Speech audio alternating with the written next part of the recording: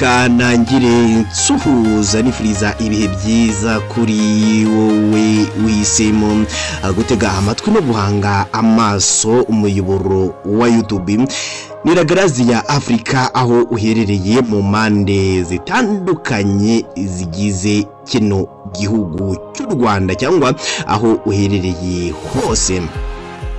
Reka mvuge ngo amakuru akomeje kugenda acicikana kuri iyi mihanda ni amakuru menshi cyane ariko inkuru imwe iruta izindi ngo no kuvuga inkuru ikomeje kugenda yigarurira paje y'ibitangaza makuru byinshi ni inkuru igenda ikomoza ku mutekano muke uri muri Repubulika Iharanira Demokarasi ya Kongo. Ni kenshi twaje twumva M23 iri kugenda ikabakaba igisirikare cya FARDC kagera gucya ikayambura bamwe mu bayobozi bayo ikagenda isatira uduce dukomeye ikagenda ikaba cyangwa ifata uduce nka Masisi, Minova n'utundi dutandukanye ariko M23 iyo ubwayo igatangaza ko aho ishaka kugera itarahagera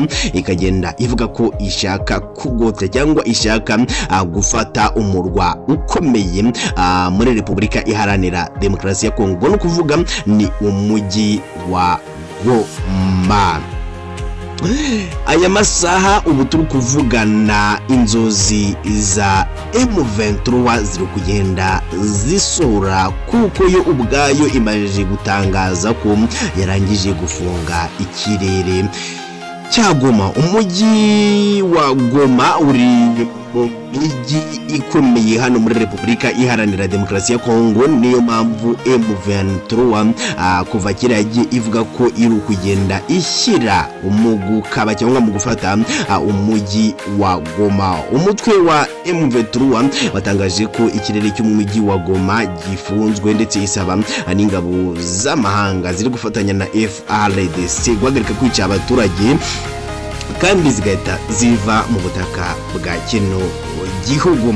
Itangazo uyu mutwe wasohoye ni kuri uyu 26 Mutarama 2025 yo riragira riti ikirere cy'umujyi wa Goma ubu kirafunze.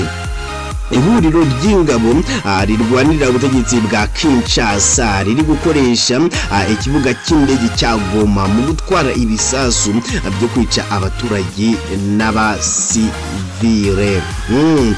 Uyu mutwe kandi wasabye ingabo z'amahanga zirimo iz'u Burundi, z'umuryango wa Afrika y'Amajyepfo ndetse n'izi gisirikare kigenga mu PC guhita zihagarika kwica abaturage ndetse zigahita ziva ku butaka cyangwa ikirere cya Repubulika Iharanira Demokarasi ya Kongo kugira ngo M23 kiri gukomeza kugenda isatira Goma. Reka tukubwire ko hashize iminsi mirwano ikaza hagati y'ingabo za leta FARDC nizo bifatanyije zirimo Sami BRC, ingabo z'u Burundi n'indi mitwe bifatanyije irimo FDLR na Wazalendo ibera mu bice bikikije umujyi wa Goma ndetse byinshi M23 yamaze kubyirukanamo ingabo za leta.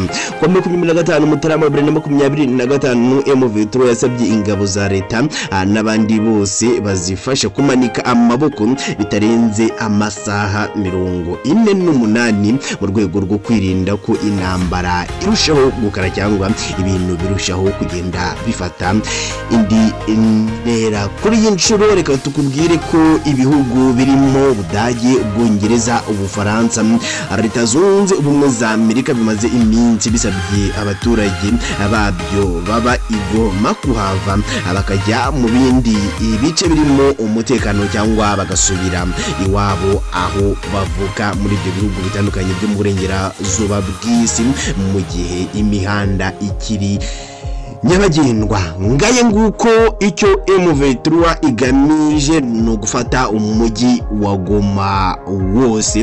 Niyo mpamvu dukomeje kugenda tuakubera kugira ngo tukugezeho amakuru agomba kuba ari trendy, amakuru ari so hit.